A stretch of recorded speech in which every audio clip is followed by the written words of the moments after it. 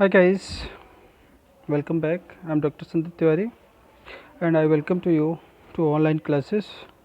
Guys, in today's video, I am going to discuss with you a beautiful short story that is The Umbrella. And this story is written by a famous French novelist and short story writer Guy de Maupassant. Okay, so let's start and see one by one the introduction and the summary. Guy de Maupassant was a popular French writer, considered one of the fathers of modern short story. Maupassant, French writer and considered, और उनको क्या माना जाता है, one of the fathers of modern short story. Modern short story writers जितने हुए उनमें से एक उनको भी माना जाता है. His stories are characterised by economy of style and efficient effortless outcomes. उनकी जो स्टोरीज हैं उनकी क्या क्वालिटीज़ हैं? They are economic in style, efficient and effortless outcome. Many are set during the Franco-Prussian War of 1870s, describing the futility of war and the innocent civilians who caught up in the events beyond their control. उसके mostly जो novels हैं, stories हैं, they are set, वो कहाँ से जुड़े हुए हैं, किससे रिलेटेड हैं? तो फ्रैंको या फ्रेंचो प्रूशियन वॉर जो 1870 में हुआ था उससे रिलेटेड है. And mostly the stories describe about futility of war. War की कमियां या उसकी तुच्छता या उसकी वजह से जो प्रॉब्लम क्रिएट होती है उसके बारे में बात करता है. और साथ ही साथ innocent civilians who caught up in events beyond their control, और उन इनोसेंट सिविलियंस नागरिकों के बारे में भी बात करता है जो ऐसे युद्ध में या ऐसी लड़ाई में पकड़ लिए जाते हैं या जो ऐसे लड़ाई की गिरफ्त में आ जाते हैं जो कि उनके कंट्रोल में नहीं होती है. Are permanently change their experiences, और ऐसी लड़ाई उनके एक्सपीरियंस को या उनके थिंकिंग को पूरी तरह से क्या कर देती है, चेंज कर देती है. He wrote some 300 short stories, 6 novels, 3 travel books and 1 volume of verse. ये जो राइटर है मोपासा, इसने अबाउट 300 शॉर्ट स्टोरीज इसने लिखी हैं, 6 नॉवेल्स लिखे हैं, 3 ट्रेवल बुक्स लिखी हैं इसने, यात्रा वृत्तांत, और 1 वॉल्यूम ऑफ वर्स, कविताओं का एक संग्रह. The umbrella is a short story written by Guy de Maupassant, और अम्ब्रेला भी इसी के द्वारा लिखी गई है. It is set in Paris in 1880s, और ये कहाँ से रिलेटेड है? पेरिस से रिलेटेड है, और टाइमिंग क्या है? 1880s की है. And it is a subtle and observant comic tale about a woman, मेमे Aurelie, and the trials and tribulations she has with an umbrella. और ये स्टोरी किससे रिलेटेड है? ये एक कॉमिक टेल है, एक हास्यात्मक, एक मोक टेल है, जैसे आप कह सकते हो कि हंसी मजाक वाली कहानी है. और ये एक औरत से रिलेटेड है, और उस औरत का नाम है मेमे ऑरेली. और मेमे ऑरेली एक अम्ब्रेला की वजह से कितनी प्रॉब्लम्स झेलती है, क्या क्या एक्टिविटीज़ करती है, उसके बारे में ये स्टोरी है. तो चलिए देखते हैं. Madam Aurelie was a woman who always worried about waste of money. Madam Aurelie किस प्रकार की औरत है? ऐसी औरत है जो हमेशा पैसे के खर्च होने पर चिंतित रहती हैं. She watched every cent carefully, वो हर एक सेंट को, सेंट एक कॉइन है पेरिस का, वहाँ पे हर एक सेंट को, हर एक पैसे को बहुत ध्यान से सहेज कर रखती हैं या ध्यान से देखती हैं। She was a small women about 40 years old, 40 साल की एक छोटी सी औरत है वो। कौन? Madam Aurelie. और she was very tidy and neat woman, बहुत ही स्वच्छ और सुंदर और साफ़ सुथरा औरत है।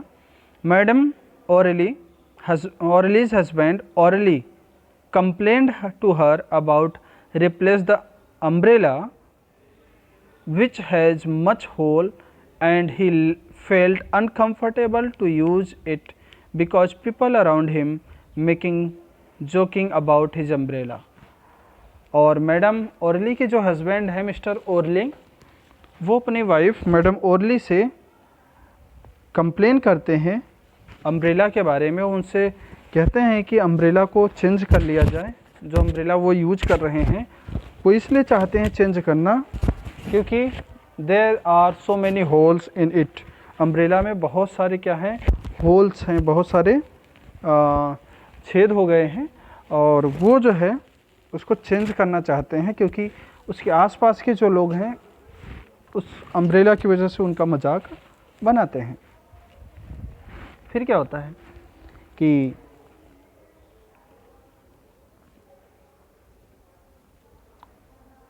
after Mr. Orley complained about old umbrella which full of holes and demanded her to buy a new umbrella which is good silk, Madam Orley going to buy a new umbrella but she decided to buy a cheap umbrella। जब mister orally ने पुराने umbrella जिसमें बहुत सारे holes हो गए, बहुत सारे छेद हो गए हैं, उसको चेंज करके एक नया अम्ब्रेला खरीदने के लिए कहा है जिसमें अच्छे सिल्क का यूज किया गया हो, मतलब अच्छे सिल्क के कपड़े का यूज किया गया हो, उसकी डिमांड करते हैं। तो मैडम ओरली एक अम्ब्रेला बाई करने के लिए मार्केट जाती हैं, खरीदने के लिए मार्केट जाती हैं, लेकिन वो वहाँ से एक सस्ता सा अम्ब्रेला खरीद कर ले आती हैं। When Mr. Orley used it, people still make mocking about that। और जब मिस्टर ओरली इसको यूज कर रहे थे तो पीपल, जो आसपास के उसके लोग थे, अभी भी उसका मजाक बना रहे थे इसके लिए। Mister Oreille suddenly got angry to madam Oreille because she bought a cheap one and he wanted to a good silk. और मिस्टर ओरली वापस से अपनी औरत या अपनी वाइफ मैडम ओरली से बहुत ज़्यादा गुस्सा हो जाते हैं क्योंकि उनको पता चल जाता है कि उसकी वाइफ ने उनके लिए एक सस्ता सा अम्ब्रेला खरीद करके ले करके आई हैं, और जबकि वो एक अच्छे सिल्क का अम्ब्रेला चाहते थे या अच्छे सिल्क के कपड़े का अम्ब्रेला चाहते थे। He demanded her to spend plenty of money at least $30 for umbrella.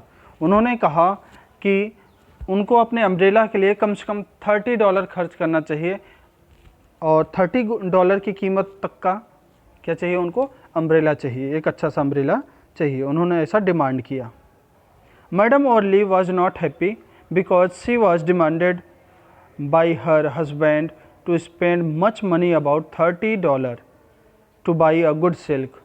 Madam Oreille बिल्कुल खुश नहीं थी क्योंकि उनके हस्बैंड ने उनसे $30 के अच्छे सिल्क वाले कपड़े का अम्ब्रेला डिमांड किया था या मांगा था। She thought many times to buy a cheap one again but that was not happened. वो ये सोच रही थी कि इतने पैसे में वो कई बार सस्ते सस्ते अम्ब्रेला खरीद सकती हैं नए नए, लेकिन ऐसा हुआ नहीं। मतलब मिस्टर ओरली माने नहीं। फिर क्या हुआ? She found a good umbrella about $25 and she saved $5 for her. और जब वो मार्केट जाती हैं, अपने हस्बैंड के ज़िद के आगे झुक करके जब वो मार्केट जाती हैं, तो उनको एक अच्छा अम्ब्रेला $25 में ही मिल जाता है, मतलब $5 उन्होंने अपने लिए ही बचा लिया। At night she gave a new umbrella to her husband. रात में उन्होंने अपने हस्बैंड को अम्ब्रेला दिया। Finally her husband has a good one and there was no joking any more. और एट लास्ट उनके हस्बैंड के पास एक अच्छा अम्ब्रेला था और अब कोई मजाक भी उनका नहीं बना रहा था। When Orly came back to home, Madame Orly stood in front of the door and checked the umbrella. जब ऑर्ली ऑफिस से घर लौट करके आता है, मिस्टर ऑर्ली जब घर आते हैं तो मैडम ऑर्ली गेट पे ही खड़ी रहती हैं और उन्होंने अम्ब्रेला को लेकर के चेक किया, और जब उन्होंने चेक किया तो she shouted to Oreille about the hole in new umbrella. वो ऑर्ली मिस्टर ऑर्ली के ऊपर बहुत तेज़ से चिल्ला पड़ती हैं कि नए अम्ब्रेला में भी एक होल है, मतलब एक छेद हो गया। फिर क्या हुआ? Her husband rejected if it was his fault. उसके हस्बैंड ने, मिस्टर ऑर्ली ने इस बात के लिए पूरी तरह से मना कर दिया कि इसमें उसकी कोई फॉल्ट नहीं है। Madam Oreille was very angry because only a day that umbrella was having a hole and she thought if it was expensive umbrella. Madam Oreille बिल्कुल गुस्से में थी क्योंकि केवल एक ही दिन हुआ है कि इस अम्ब्रेला में एक छेद कर दिया, नए से अम्ब्रेला में ही छेद हो गया, जबकि उन्होंने ये सोचा था कि ये तो बहुत अच्छा अम्ब्रेला है, बहुत एक्सपेंसिव अम्ब्रेला है। After both of them got high tension about new umbrella which was broken, suddenly madam Oreille friend came to her house. मतलब जब दोनों वो लोग टेंशन में थे उस अम्ब्रेला को लेकर के, ठीक उसी समय उसकी मैडम ऑर्ली की एक फ्रेंड उसके घर में आती है। Madam Oreille shared about what have her husband done to new umbrella. Madam Oreille ने अपने हस्बैंड से उन सारे इंसिडेंट के बारे में, सारी घटनाओं के बारे में बताया जो उसके हस्बैंड ने उस नए अम्ब्रेला के साथ किया था, या उस पूरी स्टोरी को सुनाती हैं। Her friend gave some suggestion to her to replace the silk, but it was rejected by madam because it wasted $10। उनकी फ्रेंड ने, मैडम ऑर्ली के फ्रेंड ने उसको सजेस्ट किया, मैडम ऑर्ली को सजेस्ट किया कि कोई बात नहीं है, आप इसके सिल्क को, इसके कपड़े को चेंज कर लीजिए। लेकिन मैडम ऑर्ली ने इस बात के लिए बिल्कुल रिजेक्ट कर दिया या मना कर दिया क्योंकि सिल्क चेंज करने में $10 का खर्च था। After that, her friend suggested to go to the fire insurance to claim about paying her broken umbrella। और इसके बाद उनके फ्रेंड ने उनको सजेस्ट किया कि फिर तो आपको फायर इंश्योरेंस कंपनी में जाना चाहिए और उनसे कंप्लेन करना चाहिए कि जो नया अम्ब्रेला था जो टूट गया है उसके लिए वो वापस से पे करें या न्यू अम्ब्रेला उनको दें। She agreed with it and she begged her husband to go to fire insurance, but Orly denied doing that। और मैडम ऑर्ली अपने फ्रेंड के सेकंड जो सजेशन था कि फायर इंश्योरेंस कंपनी में जाना है, इस बात से वो बिल्कुल एग्री हो जाती है, इस बात के लिए एग्री हो जाती है। उन्होंने अपने हस्बैंड को इस बात के लिए रेडी होने के लिए कहा कि आप भी चलो साथ में, लेकिन उसके हस्बैंड ने, मिस्टर ऑर्ली ने इस बात के लिए मना कर दिया। फिर क्या हुआ? After that she tried to make her self to brave to come into fire insurance office alone. इसके बाद उसने अपने आप को मजबूत बनाया। किसने? मैडम ऑर्ली ने अपने आप को खुद मजबूत बनाया कि वो अकेली जाए कहाँ? फायर इंश्योरेंस ऑफिस में। After madam trembled many times to enter fire insurance, she was successful to come in and talk about her complaint to 2 people who worked at the office। कई बार लड़खड़ाने के बाद, सीढ़ियों पे कई बार लड़खड़ाने के बाद madam hourly at last success हुई office में घुसने के लिए, और ऑफिस में घुस करके वहाँ पे जो 2 लोग काम कर रहे थे उनसे उन्होंने अपने कंप्लेन को शेयर किया, अपने कंप्लेन के बारे में बात किया। फिर क्या हुआ? Fire insurance officer thought if madam claim was funny because they told if the company didn't fix umbrella. Fire जो ऑफिसर था, फायर इंश्योरेंस में जो ऑफिसर था, उसके इस कंप्लेन को मजाक मान रहा था या इस कंप्लेन को अजीब सा मान रहा था, क्योंकि उसने पहले ही कह दिया था कि अम्ब्रेला में जो कपड़ा फिक्स किया गया है, जो लगाया गया है, वो उसकी कंपनी के द्वारा नहीं लगाया गया है। उसकी कंपनी केवल क्या करती है? फायर इंश्योरेंस का काम करती है, न कि कपड़ा लगाने का। बट फिर क्या हुआ? But in the end of the story madam was successful to convince them to pay it. लेकिन एट लास्ट मैडम ओरली इस बात के लिए उनको राज़ी कर लेती हैं कि वो लोग इसके लिए पे करें, मतलब फायर इंश्योरेंस कंपनी इस टूटे हुए या इस छाते के लिए वो लोग पे करें। फिर and she was not worry about buying new umbrella because new umbrella sorry she was not worry about buying new umbrella because fire insurance will pay it। और वो इस बात से भी बिल्कुल चिंतित नहीं थी कि उसको नया अम्ब्रेला खरीदना पड़ेगा। क्यों? क्योंकि नए अम्ब्रेले का पैसा कौन पे कर रहा था? Fire insurance company. The story is quite interesting because umbrella as an object that make this story to be interesting। Story जैसा कि अभी आपने पढ़ा और समझ भी गए होंगे कि बहुत इंटरेस्टिंग है, क्योंकि अम्ब्रेला जैसी चीज़, एक छाता जैसी चीज़ इसको इंटरेस्टिंग बना देती है कि पूरी लड़ाई छाते पे हो जाती है। A woman was very tight and with money tried to many ways to get new umbrella।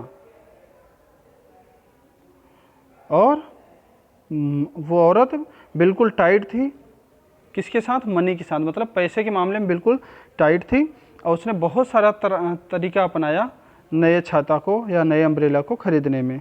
She started to buy her husband cheap umbrella to save more money with reason to anticipate something happens in the future. वो अपने husband को सस्ता छाता खरीदना start किया था क्योंकि वो उन पैसों को बचा करके फ्यूचर में आने वाली प्रॉब्लम्स को फेस करना चाहती थी और फ्यूचर के लिए बचाना चाहती थी। Umbrella is also making this partner have high tension and sometimes they fight with their own argument about buying a new umbrella. और अम्ब्रेला ही वो चीज़ है या वो वस्तु है जो दोनों पार्टनर के बीच में एक लड़ाई का मुद्दा बन जाता है, क्योंकि कई बार वो लोग नए अम्ब्रेला को ख़रीदने के लिए आपस में ही अपने ही आर्ग्यूमेंट पे लड़ते नज़र आते हैं। तो जैसा कि आपने देखा कितनी अच्छी सी स्टोरी है और एक छोटी सी चीज़ पर जो कि है अम्ब्रेला। अब आप देखें तो एक तरह का ये व्यंग है, फिजूल का वो कंजूसी के ऊपर व्यंग किया है किसने? राइटर ने या नरेटर ने। देखिए सटायर, मतलब सटायर किया है, व्यंग किया है, जिसको सटायर कहते हैं व्यंग को। तो satire is a genre with the salient trait of using irony and mockery to address a topic or a behavior among other things। Satire क्या है? एक तरीका है, एक डिवाइस है, एक युक्ति है जो कि क्या करता है? आयरनी और मोकरी, मजाक बनाना और व्यंग करना, बुरा भला कह देना, उल्टा सीधा बोल देना, इन सारी चीज़ों को यूज करते हुए किसी टॉपिक को, किसी व्यक्ति को या किसी बिहेवियर को क्या करते हैं? एड्रेस करते हैं। मतलब सीधी सी बात हो गया कि सटायर या व्यंग लोगों का मजाक बनाते हुए, उनके बारे में उनकी कमियां निकालते हुए उनको एड्रेस करना ही सटायर कहलाता है, जैसा कि मैंने आपको लिटरेरी टर्म वाले वीडियो में पढ़ाया हुआ है। अगर नहीं देखा है तो एक बार उसको वापस देख लीजिएगा। In this short story, there is no doubt that the author was using satire to criticize an over-economical couple who was yet rich enough to allow themselves to some freedom। इसमें कोई डाउट नहीं है, story पढ़ने के बाद इसमें कोई doubt नहीं है कि जो राइटर है या जो स्टोरी राइटर है वो क्या कर रहा है? सटायर कर रहा है या मजाक बना रहा है या क्रिटिसाइज कर रहा है। किसको? ओवर इकोनॉमिकल कपल, जो कुछ ज़्यादा ही पैसे बचाने के लिए या कुछ ज़्यादा ही कंजूसी दिखा रहे हैं, जबकि वो इतने रिच हैं या इनफ रिच हैं, पर्याप्त रिच हैं अपने आप को फ्रीडम देने के लिए या एक अच्छी लाइफ जीने के लिए। The satire is found mostly in character of मेमे। और मोस्टली जो सटायर मिल रहा है इस स्टोरी में या सटायर देखने को मिलता है वो किसके साथ मिलता है? मेमे के कैरेक्टर साथ या मैडम ओरली के कैरेक्टर में देखने को मिलता है। Orally who does not work and yet is the manager of all the money in the house। Madam orally जो काम तो करती नहीं है, मनी लेकर के नहीं आती है, लेकिन फिर भी वो जो भी पैसा या जो भी मनी है घर में उन सब की वो मैनेजर बनी बैठी है। तो देखा बच्चों, एक छोटी सी प्यारी सी स्टोरी थी, और आप ऐसे कह सकते हो कि एक सटायरिकल स्टोरी थी, और जिसको आपके सामने मैंने एक्सप्लेन किया। आई होप कि स्टोरी समझ में आ गई होगी। फिर भी अगर कहीं कोई प्रॉब्लम है तो आप इसको एक बार वापस से रिवाइज करके सुनिएगा, एंड आई थिंक आपको बिल्कुल समझ में आ जाएगा। आज की क्लास में बस इतना ही। मिलते हैं नेक्स्ट क्लास में नेक्स्ट टॉपिक के साथ। तब तक के लिए बाय बाय।